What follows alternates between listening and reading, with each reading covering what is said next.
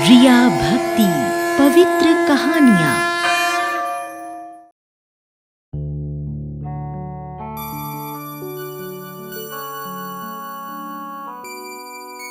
शिवानी कुछ दिनों से देख रही थी कि उसकी बहन रजनी हमेशा कुछ न कुछ लिखने में लगी रहती है।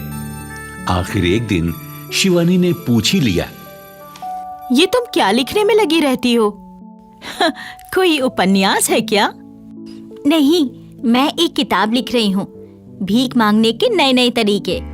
आजकल लोग सीधे सीधे भीख नहीं मांगते ना, बल्कि नए नए तरीके अपनाते हैं। वो ऐसे दिखाते हैं कि जैसे वो मुसीबत में फंस गए हैं और बड़े ही जायज तरीके से मदद मांग रहे हैं, और तुम्हारे जैसे लोगों को बेवकूफ बनाते हैं। ये सिर्फ तुम्हारी सोच है रजनी, लोगों को कभी सचमुच जरूरत हो सकती है। नहीं शिवानी मेरी बहन, ये तुम्हारा भोलापन है। तुम्हारे इस स्वभाव का लोग गलत फायदा उठाते हैं। तुम्हें जो 24 घंटों परोपकार का भूत चढ़ा रहता है ना, यही तुम्हारी बर्बादी का कारण बनेगा, देख लेना। देखो, मेरी सोच तो सही है, मैं इसे नहीं छोड़ने वाली। तुम्हारी सोच गलत है और मैं ये साबित करके ही रहूंगी। तुम्हें सही रास्ते पर लाकर ही रहूंगी। नहीं रजनी, तुम्हारा रास्ता गलत है। और बस हमेशा की तरह दोनों बहनों में शुरू हुई बात नोक झोंक और आपसी तू तू मैं तक पहुंच गई। जहां एक तरफ शिवानी दूसरों की मदद करने को इंसानियत समझती थी, तो वहीं रजनी इसे बेवकूफी समझती थी। रजनी शिवानी को यही समझाने में लगी रहती थी कि अगर दूसरों की मदद करती रहोगी तो एक दिन तुम खुद भिखारिन बन जाओगी, तब तुम्हारी कोई मदद नहीं करेगा। और शिवानी हर बार नोक-झोंक के बाद यही सोचती, हे देवी माँ, मैं अपनी बहन को कैसे समझाऊं कि हमारे अंदर इंसानियत नहीं रहेगी तो हम इंसान नहीं रहेंगे, तब हमें देवी माँ की कृपा भी नहीं मिलेगी। हर बार दोनों बहनों शिवानी और रजनी में यूं ही लड़ाई होती और फिर बात आई गई हो जाती। पर यह फैसला अभी तक नहीं हो पाया था कि सही कौन है। दोनों बहनें एक दूसरे पर खुद को सही साबित करने में ही लगी रहती थी। पर दोनों में प्यार भी बहुत था। साथ साथ खाना, साथ साथ स्कूल जाना और एक दूसरे की तकलीफ में दुखी होना और एक दूसरे की पूरी देखभाल करना। उन दोनों के इस प्यार से दोनों के माता पिता बहुत खुश रहते थे। एक दिन बात कुछ ज्यादा ही बढ़ गई। दोनों बहनें अपनी अपनी साइकिल पर स्कूल से घर आ रही थी। रास्ते में एक आदमी ने उन्हें रोका और अपना दुखड़ा सुनाने लगा। बेटी, मैंने 2 दिन से कुछ खाया नहीं है, कुछ पैसे दे दो, मैं इस पापी पेट में कुछ डाल लूं। ये सुनकर रजनी भड़क गई। शर्म नहीं आती भीख मांगते हुए? हट्टे कट्टे तो हो, अगर मंडी जाकर बोरियां भी उठाओगे तो भी शाम तक अच्छे पैसे कमा ही लोगे। रजनी की बात सुनकर शिवानी ने उसे समझाने की कोशिश की। रजनी, ऐसा नहीं कहना चाहिए। किसी की मदद करना चाहो तो ठीक है, नहीं करना चाहो तो भी ठीक है। हो सकता है इसकी कोई मजबूरी हो। सच तो यह है कि कभी कभी मेहनत मजदूरी का काम मिलना भी मुश्किल होता है। रजनी को शिवानी की ये बात पसंद नहीं आई। वो गुस्से में तमा कर बोली, तुम्हें तो बस पैसे लुटाने का बहाना चाहिए। आज ना तो मैं तुम्हें कुछ समझाऊंगी और ना ही तुमसे कोई बात करूंगी। मेरी तुम्हारी कट्टी, मैं स्कूल भी तुमसे अलग आया जाया करूंगी।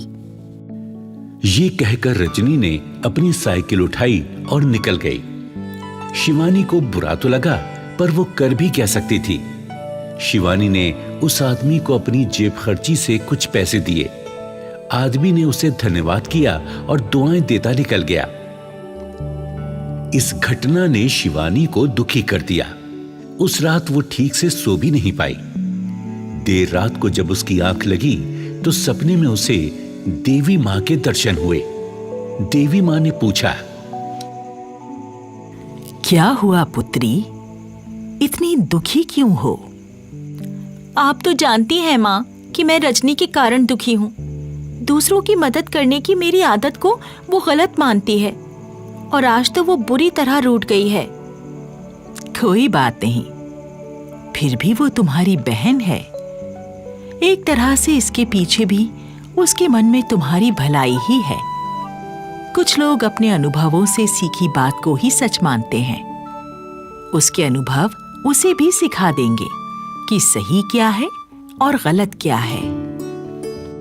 ये कहकर देवी माँ अंतर्ध्यान हो गई।